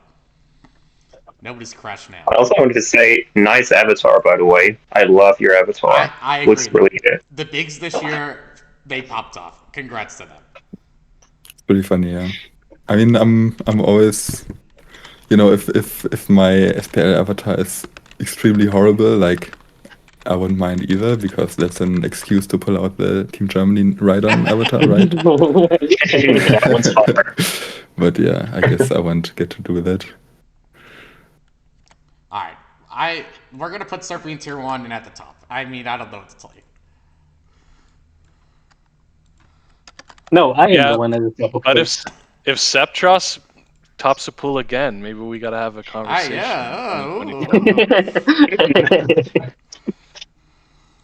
But that's the goal. Well, I gotta do that first, though. So we'll see, and then we will move on to Nicole and the Indie Scooters. I am also on the Scooters and supporting her, so I will take a back seat and let the rest of you discuss. This is Nicole's second SPL as an RBY starter. She went 4-5 last year, and notably, she finished second in Invitational 5, losing to Marco in the finals 2 years ago. But what do we think of Nicole back again? For me, I think Nicole, this is either going to be the breakout season, the sophomore season here, which often it is for rookie players coming to their sophomore season. Or, I don't know what the motivation is like. Maybe this will be a bit of a slump for her. But I think she you got to respect as top of the pool. I think that run in invitationals, losing to Marco and bringing Marco to game 10. That went the whole game 10. That one I watched that one back and I'm like, that was a good series. I think Nicole is a really dangerous player. I think Nicole, if she's 100% focused, is one of the better builders and metagame knowers in the world right now. So this could be really interesting. Looking back, like when I was prepping for this draft, I looked back at last SPL and saw 4 and 5 for Nicole, and I kind of remembered it being better than that. So I don't think the play completely translated to the record. There were probably some unlucky losses there too. So I think there's an outside chance for Nicole to be top of this pool for sure. I think we got to respect that. Record-wise, I mean, not in the tier list, but... Yeah, I think that's a really great take. I agree. Yeah, she hasn't participated in a lot of tournaments over the year, but yeah, I don't think like it's not like she was in I don't know. It's not like she was sleeping for a year, right? She was still around to notice what people were doing with the Lexilus Cloud and stuff and things like that. So I don't think she will have too many problems adapting to that. And yeah, I mean, she also just has the profile that you want when it comes to doing well, like doing just just playing consistently well and pulling off wins versus these less experienced players. I just, again, like a defensive player who has the potential to be unpredictable. Yeah, well, which I like. for me, it's always really weird to talk about Nicole for obvious reasons. Yeah. We've done like everything together for the past 2 years, and yeah, she was very active along. It's not actually playing tournaments, but she was very active. Well, the team builds this very similar way to me. We have a very similar play style. We have very much similar takes on the meta game. Um, I even remember Emma making a joke last year about like how similar we are in during the cast last year. Obviously, I've always been very high on her, and that's kind of how I guess our cooperation, if you want to call it that, started. Um, we kind of started like it started like when we played that set that I mentioned I lost. Then RBY came, and after that, just kind of started talking more and more, and like exchange takes, like play with each other and figure out. Well, we have very similar ways of playing. We have very similar takes. We love discussing the game, so things just went on from there. And it was really really nice to see Nicole going from like the big grinder who was still a little bit off back in 2024, who still had a lot of stuff to work on, into the player we saw starting SPL last year. Obviously, I'm very biased, but I agree with Genesis. I think this record does not do her right. I think she hasn't lost her touch at all. I think she is still a very as good of a player at least as she was 1 year ago when we did this cast. I think she will do very well. I've always been a big fan of her, and now I hope no one makes the joke that I've been saying she's really similar to me, and then I say I'm a big fan of her. And but yeah, I just well, yeah, I don't have much else to say really. Yeah, she's someone I've partnered with for pretty much everything I've done in this game for the past 2 years, and I wouldn't want it any other way really. I mean, I got something to add. That's not really similarity. You're not so much of an honest RBY fan, are you? Sorry, what? You're not so much of an honest RBY fan, if you know what I mean. No, what do you mean? A Ref EQ last fan years ago. Come on, come on. Oh yeah. Okay, I feel bad for taking so long to get that one. And you as a Jinx spammer, I don't think you fit into that category, Sceptross. Oh, we're both You gotta huge Jinx reconsider. spammers. Sorry, we're both huge Jinx spammers.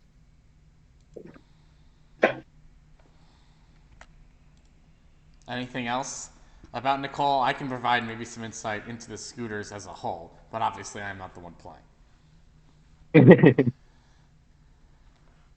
I mean, the Emma support is huge. For like real.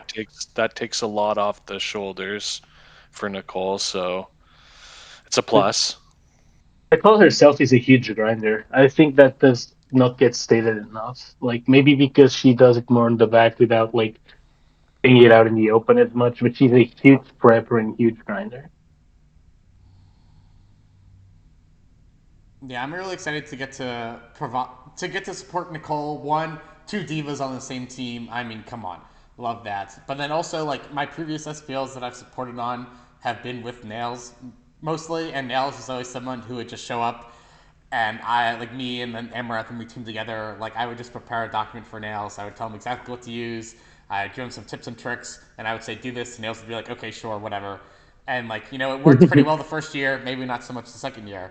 But I'm really excited to get a chance to play with Nicole. Like as you said, is a huge grinder and prepper herself. I mean, like as soon as I was drafted in the auction, she tagged me and went, "I work alone." ... So I'm really interested. Like this is more similar to when I would play in SCL in doubles and support my players there. Like they were always really active preppers as well, and it was a lot of fun getting to bounce ideas off each other and such.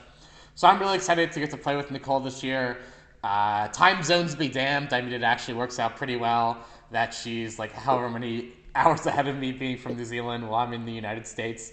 So I'm really excited. Like, I can't say that enough. And I agree. Like, Nicole's rise has been really impressive. Just to give some background information, I think it's like a really nice thematic callback. But there's the infamous, maybe not infamous, but famous message in 2022 where Amaranth said in the RBY Discord, like, Nicole's improving really quickly. Like, are we going to see her in SPL 2024? I mean, he was only a year off. I mean, she made her debut last year in 2025.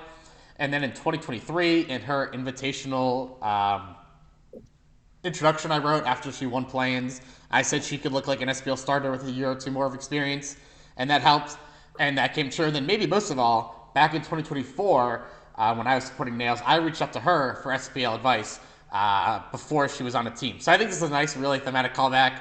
Like, back then I asked her for advice, and now I'm supporting her, so I think that's pretty sick. But I wanted to add that insight there. I think we're going to work really well together, and I'm very excited.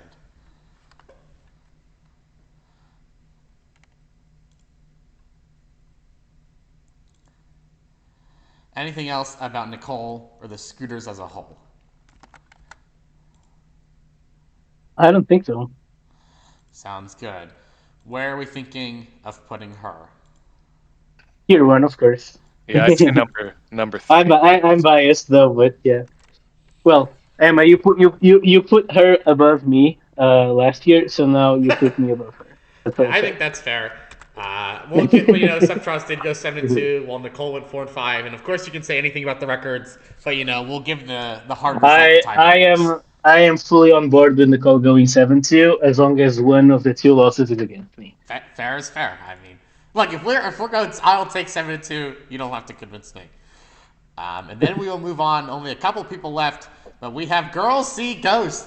And this is probably, I would say, the player the Smogcast community is familiar with the least, but they are making their SPL debut on the Sharks. They are also, Mind Gaming is notably one of their managers who could provide some of the supports. I mean, we talked about the Germans before, but this is their debut. They've never played an SPL. And then unlike B, who is also making their debut as well as C-Town, they've never even played an Invitational. But what they have done is absolutely kill it in RBY Premier League and RBY World Cup, especially this past year. I mean, you can see the record on the screen, and has lit up the circuit. They were finalists in Global Championship, losing only to Serpi. They won the Summer Seasonal, and then they were a semifinalist in this year's circuit. What do we think of Girls See Ghosts? Yeah, well, Girls See Ghosts was seed 1 the circuit this year, so for playoffs. So that alone tells a lot, right? You don't get to seed 1 without being consistent, without having solid play.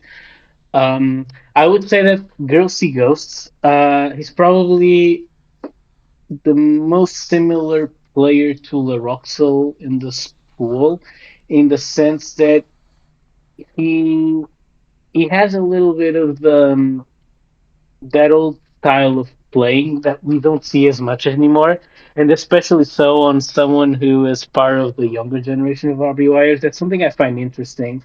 He reminds me a lot of Marco and Peace, for instance, um, using like that controlled that play style that is about controlling the game state and like uh, waiting for your opponent's mistakes before you actually try to pull something off yourself.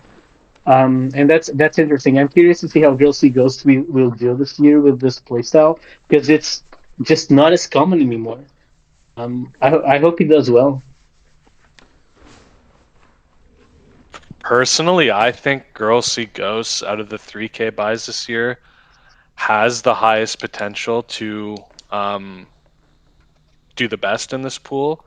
I think that he kind of teaming with him in the World Cup, the RBY World Cup, on that whole team, I felt the most confident about Girls See Ghosts play. Like, it felt like every game he controlled 100%. The team picks were great. There was a lot of strong logic behind the team picks. I said earlier that Sceptross and the Cryos had the least support, but actually looking at the Sharks, it's sort of just GSG and only GSG.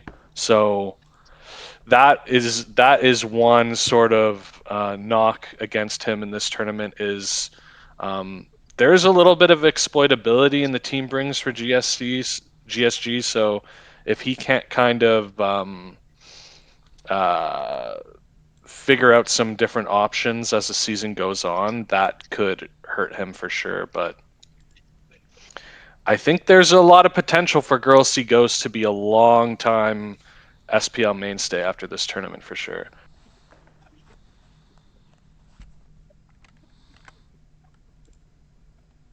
Yeah, I think this and I mean they're definitely like the least experienced. Like I had mentioned earlier, like they have not even played an invitational, and they've only really been like super involved in the RBY circuit, or at least playing really well this past year.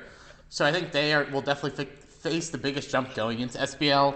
Like we had mentioned earlier, like it's a completely different breed, and like I don't even think like you don't completely understand it until you play in one of these tournaments. Just with like the amount of time, prep effort, a lot of different people who have never maybe dabbled in the tier 2 lately, giving you advice and such. So I'm very, very interested to see how they make this jump. I mean, it's something that is very challenging, and like we talked a lot about the mental this year. Like, does Girls See Ghosts, like, are they going to be able to handle the long grind of a 9-week season? Obviously, they've played in tours like RBY Premier League and RBY World Cup and done really well there. Are we going to be able to see them scale up to SPL? I don't know, but I'm really excited to see them try. If I were to mention one downside of Girls See Ghosts is that he was tutored by Emma. No, whoa. That's something that could make him go wrong. like when I was working with them, like I do think like they're like they reminded me a lot of myself, like trying to get into RBY. Like they were very motivated. They wanted to watch like a lot of replays of the top players. They were really dedicated to getting very good at the game, and I mean, obviously, like they got really good at the game very, very quickly. So I definitely think like they have that sort of drive to do really well, which I think is really important in this tier. But you're right, like it's at the end of the day, it's the first SPL, and they don't have any sort of dedicated support or anything. So we're gonna see how it goes. But I have a lot of faith in them. I'll tell you that. And I think GSG is just a natural born gamer too. Like he's super good at Smash Melee. Facts. I think you got to respect that. Like the pressure when we were in RBY World Cup, which for him was a huge tournament, you know, first time getting picked for a huge tournament like that, and then RBY PL, and even the Ranbats PL, which is actually numbers wise a bigger tournament than SPL, Sure. went 10-1 in that, and the pressure just doesn't seem to affect him at all. And I think that's just innate in him, you know, legendary gamer status for GSG. So I don't think that's going to be a huge factor. That's Great sick. insight. Go ahead. Sorry, whoever's talking. No, I just said that's sick. It wasn't very insightful, but yeah, I mean, the natural born gamer. Let's see what he can do. Yeah, and we'll see. I'm just like it's always really exciting to see these people scale up. I don't know. Like I feel like I've said that a bunch of times, but I'm just super, super excited to see how this goes. It's always like across not even just an RBY, but seeing that transition has always been really fascinating to me as a competitor. But I mean, I don't know what else there is like to prove besides. Like there's nothing else for them to prove they belong in SPL besides being in SPL. I guess at this point. So I'm really excited to see how it goes. Yeah, and also like personally, I don't really mind the team not having a great backup option behind him, because there have been so many cases where someone just went 0-2 and just got subbed out for someone who obviously wasn't going to do very well in RBY. And I think those situations are always quite sad. And yeah, I don't know. Yeah. Even if your 3K goes 0-2, like let them cook. Like especially if they didn't even play very badly or anything. I mean, at least from my perspective, of course, it's understandable from a manager perspective to have a backup, but it's nicer for me to see people given more of a chance, hopefully, if that's the case. I just think it's Go ahead. For me, it's one of the really one of the saddest things to see when we see like player going like 0-3 or whatever, and then suddenly gets benched for someone who has no RBY experience really, and then obviously like that's just not gonna go well. It rarely ever does. and then we lost 2 or 3 weeks of the starter actually getting games because they invariably tend to then get back. I'm thinking, for instance, of Spies last year who got benched for Luis, who and nothing against Luis. I actually like him as a player, but he's just like not a, how can I say, you need to have your dynamics sorted out in RBY. Like that's really important to have the mechanics drilled down. And Luis had just not been grinding RBY, and that was just a bet that was bound to go very wrong. And naturally, Spies was back in like 3 weeks later because, well, because he was just the right call like for the whole season in that team. Yeah, Yeah, it's sink or swim, baby. I think my point on not having the support was less about being subbed out because I don't know if they have the option here, but I think it's more one of these 3K buys is gonna have a really bad tournament, just looking at it statistically. And not having ideas to bounce off, not having that kind of support, an RBY person on your side who's able to look at those losses and say, it's an 0-3 start, but this happened, this happened, this happened. You're playing well. We just have to tweak this. That can hurt. So I do actually like the Sharks draft quite a bit outside of that, but it is an interesting choice to kind of not bake in much other RBY support anywhere else. Something we tend to not refer a lot is that you can bring support from the outside. Even if you don't have it It's as true. much. Yeah, they can't chime in, and obviously support from outside tends to be a little bit more unreliable because they have nothing going for them. So they're more prone to like life gets in the way. They just stop helping you as much. But nevertheless, it's an option you have if you don't have as many people to support you. That should not be like underestimated. They're yet another person who went X-1 in this past RBY Premier League, 6-1. So again, like we were saying before, RBY Premier League, precursor to SPL, it seems like. But any other insight into Girl See Ghost, our lone Canadian starter? My sincere apologies for getting that wrong mistakenly. I was doing this in a rush last night before we put them somewhere.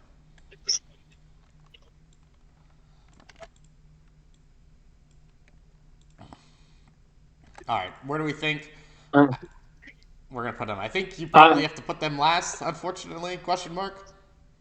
yeah, I think we have to. Nothing against Chelsea Ghosts, of course, but it's just the low support, the low known support. Let's put it that way. Yeah, and like first SPL, first or even like first Yeah, invitational, someone's got that. to be last. Yeah, for sure. Yeah, the stats don't back up a higher rating just yet, but I think that's just because there's only really been a year of results for GSG. I think Yeah, I think when you look at those last four on the list right now, I think I'd be the least surprised to see Girls See Ghosts with a positive record when it's all said and done. Good take. All right, we will move on. Just a couple people left.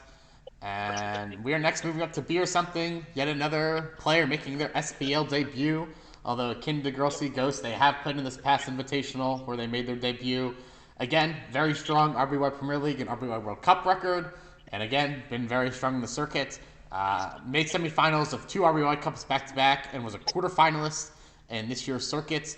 They are playing on the Team Raiders and they have Bioman as supports. So, what do we think of B or Something making their SPL debut? a big difference B has to GSG is like you said, he played an invitational. He played several strong players, and he ended up having a very, very solid invitational run. Correct me if I'm wrong, but he was top 4 or 6. I'm not sure now. Yeah, I think he lost to me in top Yeah, he lost to yeah. you He exactly. won his Yeah, first three games and then lost the last two. Beer's saying top six, so there you go. okay, top 6. Yeah, he had a really strong invitational showing, and that he has that going for him. I'm also personally a fan of Beast playstyle. I've touched on that a couple times on this cast before. I would think he from like the how can you say this? From the players that are more, um, I wouldn't say new to the scene. I want to say like, uh, okay, you get what I mean. Well, you get what I'm trying to say. I think he's the most likely to do well and to end up with a strong record, in my honest opinion. I hope all the others prove me wrong. I usually say this when I say something like this. I'm always eager to see myself being proven wrong. And yeah, I'm really looking forward to what B can do in this SPL season. Yeah, I think last year they were another person who was a big snub last year that people thought they were going to get played. But I was very impressed by their resilience. Like back in before Invitational 5, like they were seated pretty high in play-ins, exciting up and comer, and then they lost the first play-ins match at all, and they were upset.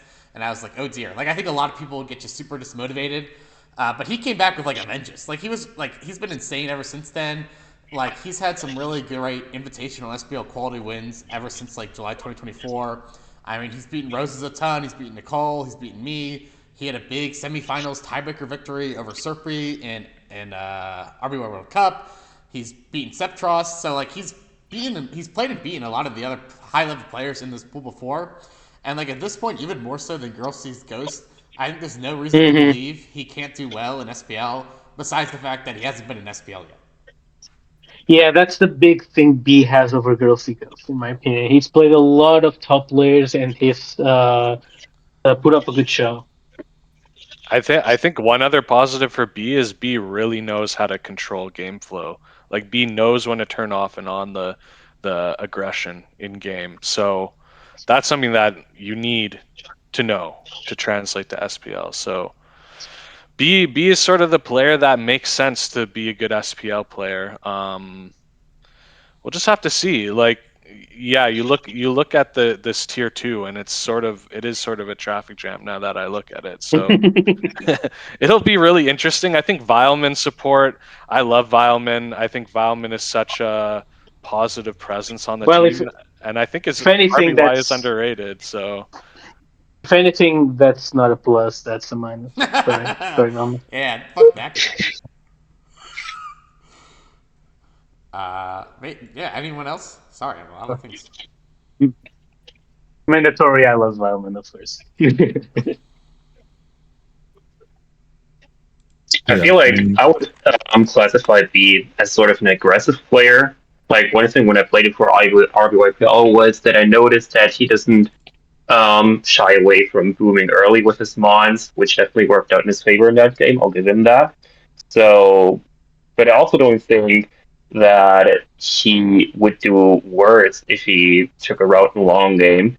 He's not so much a fan of the long game, if I recall correctly. He's more like of the Gen Z type of player who just plays fast and aggressively, at least in my mind.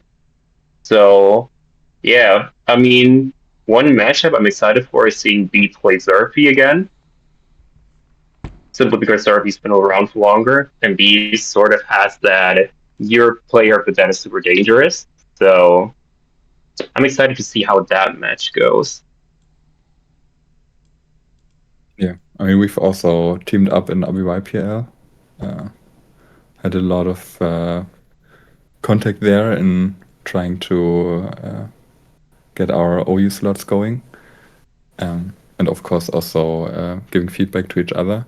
Yeah, definitely like an aggressive player, but he's also like, to me personally, he's been looking consistently pretty good, which is hard to pull off. So yeah, let's see if we can also do well in SPL with that playstyle. B notably, Definitely one of the best new players here. B notably the third most expensive starter in this pool, which I think Yeah. if you told somebody before the draft, they'd probably call you crazy, but it really doesn't seem too bad. But like as opposed to the other newcomers, like they all went for 3K. Even Laraxel, who like won the circuit, only went for 5. But B skyrocketed to 10.5K, which is more than Sceptross has retained. So I really think that goes to show like what the managers thought of him. I mean, they spent a lot of money on this guy. Yeah, Yeah, I think it was a little bit more to do that he was nommed quite late into the draft and teams needed RBY, but I do actually think when you, like I do think I would put B probably fourth in this pool, honestly. I think, yeah, he really understands RBY and I think understands how to play. I think the only thing that could hurt B is that I think coming into this tournament, B has maybe the most to prove. Like, it was not a surprising pick at all. In this is a higher price point, has cared a lot about RBY in the community for a long time.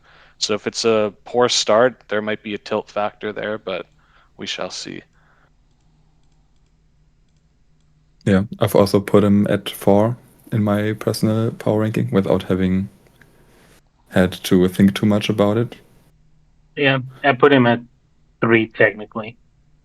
Because Yeah, I me couldn't too, rank of course, myself. but yeah. Because I'm obviously number 1, right? But I can't rank myself. All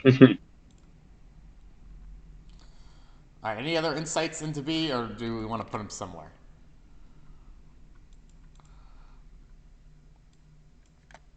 I think I would personally, based on what I said, I would put him at the top of tier 2.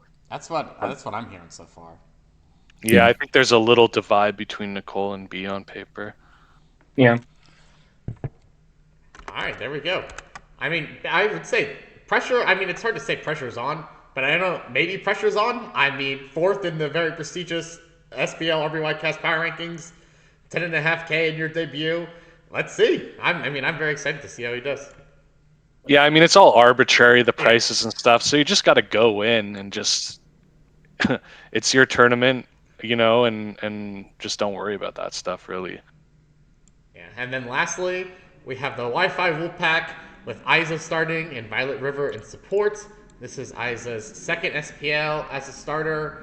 I think third overall playing in RBY. They subbed in late last year. They've seen some pretty great success in Invitational. They finished fourth, I think, 2 years ago and did pretty well last year as well. Also made an RBY Cup finalist. Has played in other SPLs and SCLs, I think in other OU tiers. But what do we think of the Wolfpack this year?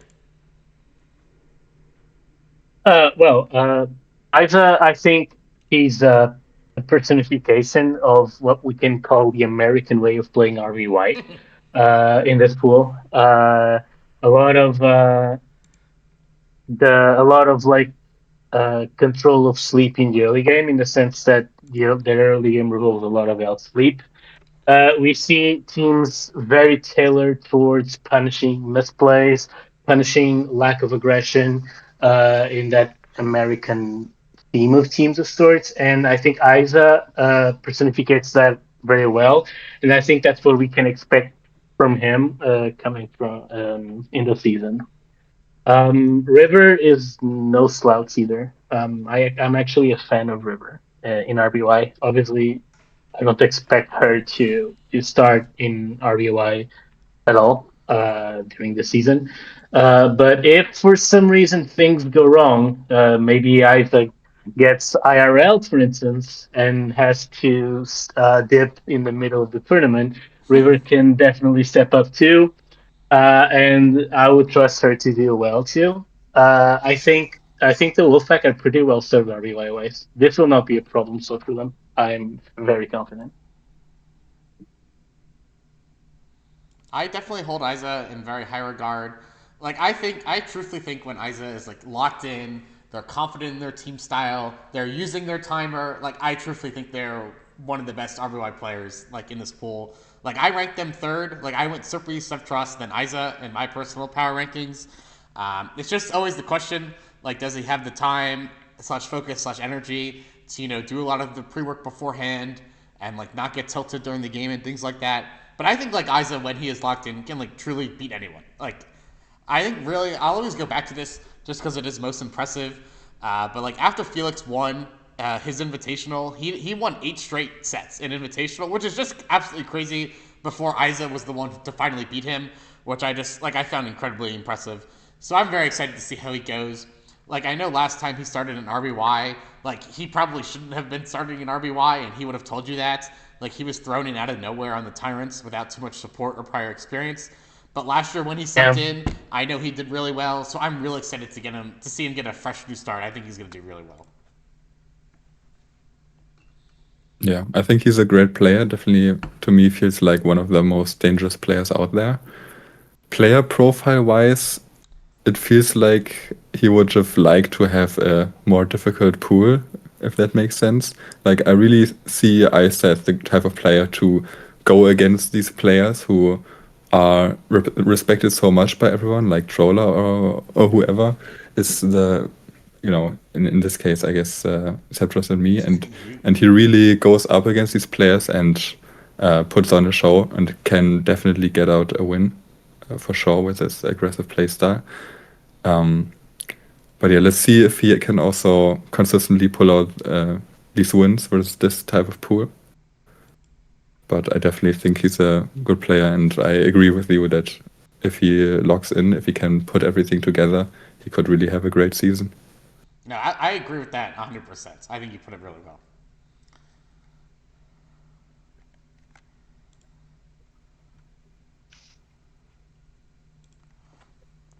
I think Isa's also done really well. Like, I think that RBY World Cup we won together, me, Narwhal, Isa, ABR, XScale, Markop. Like, I think we also, I was really impressed with his ability there as well to play in those team tournaments, especially in like the high pressure, semifinals, finals games we were getting into. I probably the most person I'm gonna glaze relative to like their maybe viewed standpoint in the community is Isa. Like, I think this guy's insane, so I'm really excited. But maybe like when he's not playing like Troller and ABR and things like that, I'm very excited to see how he's gonna play in a theoretical weaker pool. Also, one thing I wanted to mention is that I don't think Isa struggles mentality-wise. He doesn't just strike me as a player who's like anxious before games or whose mental just doesn't take the big tournaments. I feel like he stays relatively calm. At least he always made an impression on me. So that's definitely super useful for him in a tour like this. Yeah, Issa has been playing in official team tournaments longer than anyone in this pool.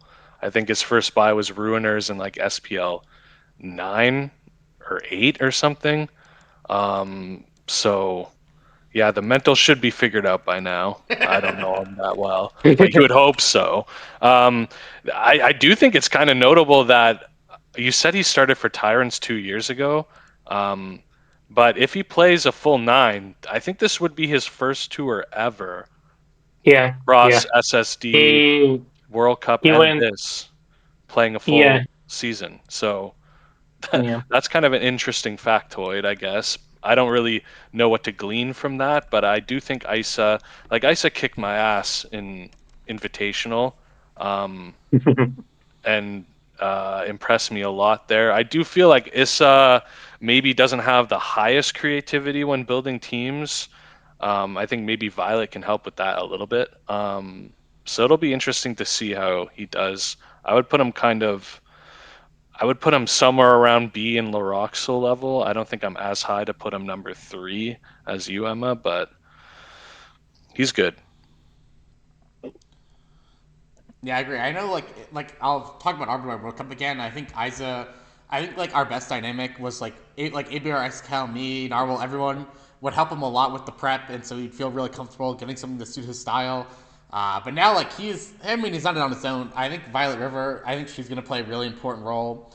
Like, I think if they're meshing really well together, and Isa has teams that that he feels comfortable with, and like he's able to prep with other people and not just have to be all by himself, I think that'll maybe be the critical factor that really decides if Isa is able to be in that top half of the poll, hit 4, 5, maybe even 7 wins or 6 wins if he's doing really well.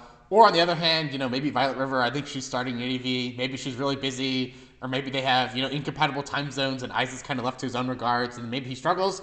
So I think that's going to be a really important inflection point for him in the Wolfpack season in RBY.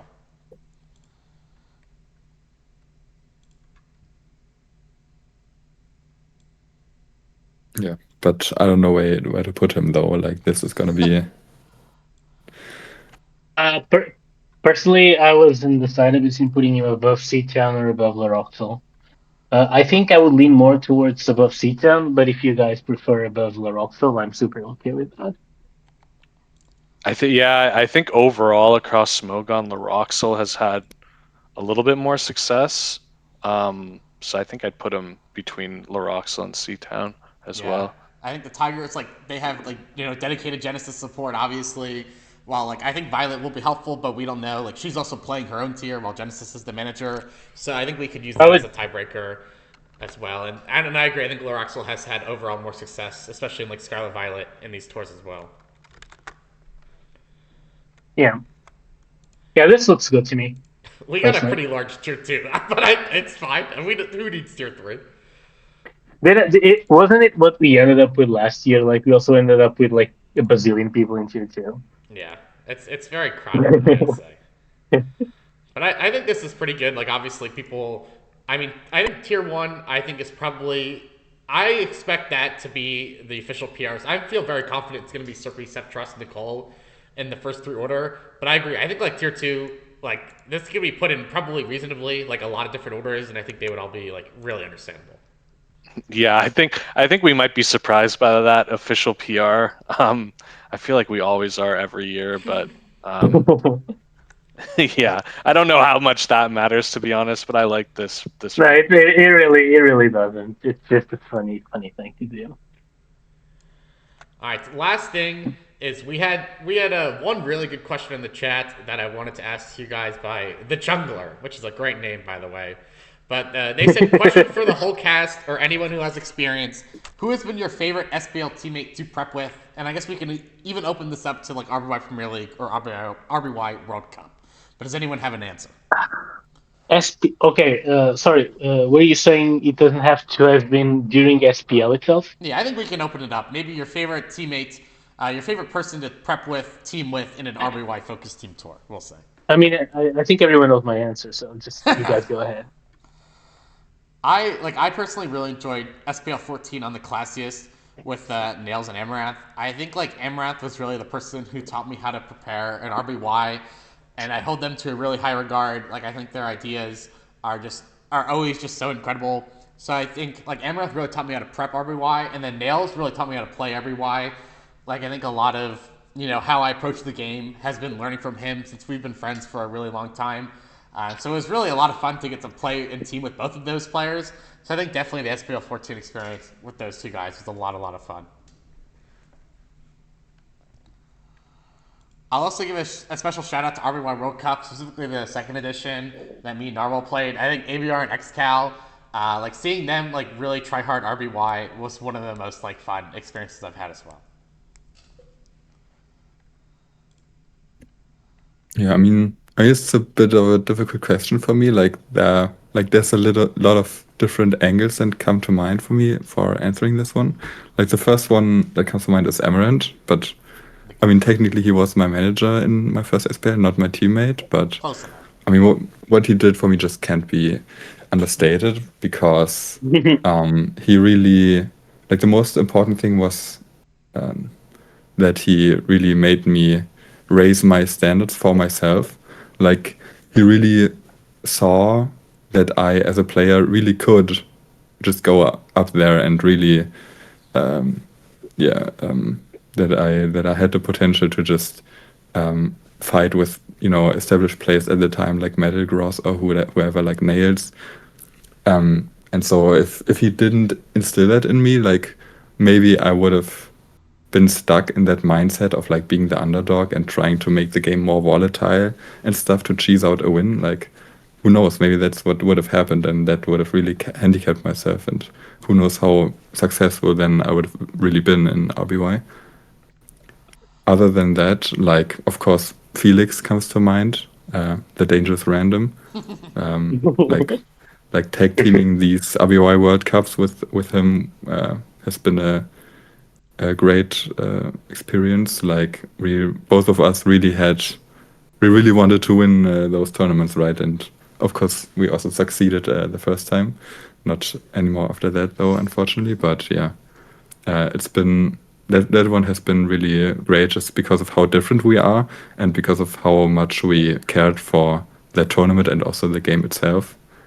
And of course, outside of any tournament, we always talked a lot about RBY while he was still actively playing. I don't actually know if he's gonna have another World Cup in him. He hasn't been really playing RBY, but yeah. And then, yeah, I guess those two mainly. even if others still come to mind. We have another question, one more from Soda. Who do y'all think has the most long-term potential out of the tier 2 people? And I guess you can interpret this how you wish. I'm just gonna say B or Girl See Ghost because they're the youngest, honestly. like I don't know how much more Pokemon like Seatown and Narwhal and Issa have in them, but yeah. That's a good take. I like that frame. Good point, I guess. Approaching Unk status. It's over. It is over. Like, this is my 6th official team tournament, which I was like, what the fuck? Like, that's crazy. There's no way Gilsey is older than half the pool. No way. Okay, older than Nicole? Older than... Oh, older than me. Alright, I don't know how much Older than you? we have age information, but let's see. Okay, I'm 29, so I'm old. Account age, let's say then. Yeah, counting. I mean, True. they joined December in 2023, which is pretty crazy. Their profile does say 25, for what it's worth. Yeah, I think we were going off of actual age, right? I was answering. Yeah, I don't answering B. I should have contextualized. I was answering B. B was saying that she's older than half the pool. I don't think that's the case. I think that's. I don't think that's the case either. But also, I don't know how much I want to try to guess people's ages and such. You know. All right, we'll give it one more minute. If anyone in the Twitch chat has categories and such. Somebody says it's not Pokemon. Change your category. What do you mean? We're talking about Pokemon. I just want to say from my favorite teammate, I got to shout out Bads. I miss Bads a lot. He was the best. Yeah, he was a goat. If I could play every tournament with Seatown 6 and guest Steelers, I'd be content. Trailblazer Torchics was probably one of the best teams I've played on. I guess something I could add is that in my first and only PPL, I teamed up with Troller, and ever since then he's been like a bit of a mentor for me. So obviously, I gotta shout him out too. I mean, that's the GOAT right there. Do you think if we glaze up Troller and Amaranth a bunch, they'll come back and play? Yes or no? Unfortunately, I don't think so. Yeah, unfortunately, I don't think Troller is coming back. We talk on the semi-regular. I don't think he's really coming back anytime soon. Yeah, that's true. Amaranth, we just got to ask for his list of demands and meet them, and it'll happen. Also, in regards to teammates, I'd like to shout out Felix for Dangerous Random because he was the one who taught me RBY. And I'm going to be honest, I don't think I would have made it that year I went into SPL like that quick without his help and his constant feedbacks on my games and also figuring out teams. Like, he really helped me a lot that year. Shout out to him. Maybe he'll come back too? Question mark? Hopefully. Alright. I don't think we're... I'm waiting to see if we have any more questions. Apparently, I mean, the stream is going so big that people are searching for Pokemon category on Twitch and joining this without knowing what it's about. So, I mean, we've really hit the big leagues. So, great work, everybody. I mean, come on. That's the first time that's ever happened. Very exciting. But unless there are any final questions in the Twitch chat or on Discord, or if you guys have anything you'd like to say, we are probably coming to an end. It has been over 2 hours, which is probably the longest cast I've ever done.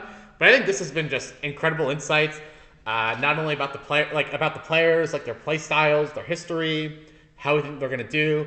But I also really appreciated, like, especially the mental aspect of you guys who are actually playing in this tournament and how you're gonna approach that. Like, I think that's incredibly valuable, and usually you don't really hear it directly from the source. So I really appreciate you guys opening it up. I think that's really helpful, especially for people who want to play in these tournaments but are, you know, still in the grind upcoming. So I want to say thank you for that.